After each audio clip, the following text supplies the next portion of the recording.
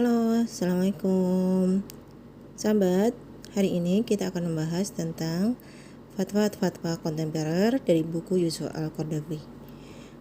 Adapun yang akan kita bahas saat ini adalah terkait dengan talak, ya.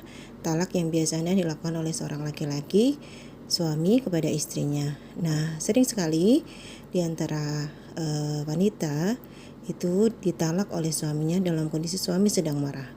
Nah, apa pendapat Dr. Yusuf Qaradawi terhadap hal ini?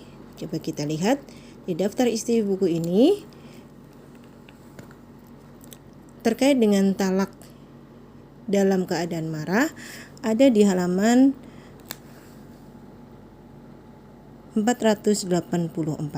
Kita coba akan lihat 484.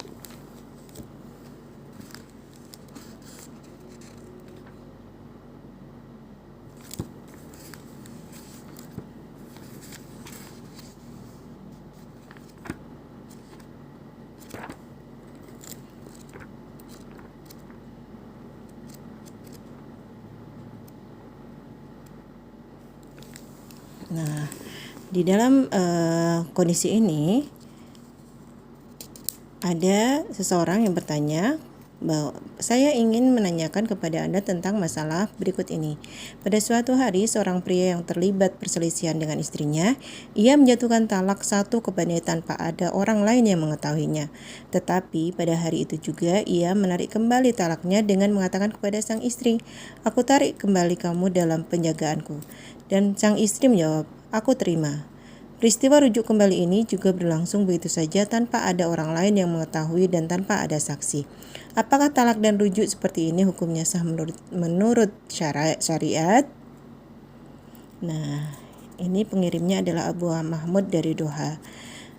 Jawaban dari Dr. Yusuf Qaradawi, beliau menjawab, "Alhamdulillah, kalau talak menyusul terjadinya perselisihan dengan sang istri tadi, ia ucapkan tidak dalam keadaan sangat marah, lalu ia tidak sanggup menguasai diri sehingga membuatnya tidak bisa berpikir dengan jernih, maka talaknya dianggap sah." Alasannya karena talak keluar dari orang yang bersangkutan, sudah pada tempatnya, menggunakan lafaz yang jelas, dan yang bersangkutan tadi tidak dalam keadaan marah yang dilarang oleh syariat. Seperti yang disinggung oleh sebuah hadis, tidak ada talak sama sekali dalam keadaan marah. Kalimat fi al-iqlaq dalam keadaan tertutup akalnya dalam hadis tersebut, dan para ulama ada yang menafsirinya dengan makna al-ikrah atau dalam keadaan terpaksa. Dan ada pula yang menafsirinya dengan makna al-ghadab atau dengan sangat marah, sehingga orang yang bersangkutan tidak sanggup menguasai diri, lalu mengatakan sesuatu yang sebenarnya tidak ia inginkan. Mayoritas ulama ahli fikih tidak mensyaratkan adanya saksi pada peristiwa tolak maupun rujuk. Kendati pun khusus rujuk, mereka memang berpendapat sebaiknya dipersaksikan berdasarkan firman Allah Ta'ala tentang wanita-wanita yang ditalak dalam surat At-Tolak ayat 2, yang artinya, apabila mereka telah mendekati akhir iddahnya, maka rujuklah mereka dengan baik atau lepaskanlah mereka dengan baik, dan persaksikanlah dengan 2 orang saksi yang adil di antara kamu, dan hendaklah kamu tegakkan kesaksian itu karena Allah.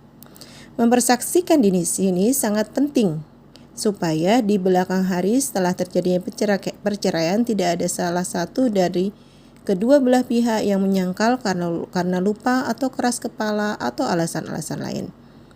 Apabila seorang suami merujuk kembali istrinya dengan mengatakan, "Aku tarik kamu kembali dalam penjagaanku," maka secara otomatis sang istri sudah kembali kepadanya tanpa ada syarat dari istri harus menjawab "saya terima".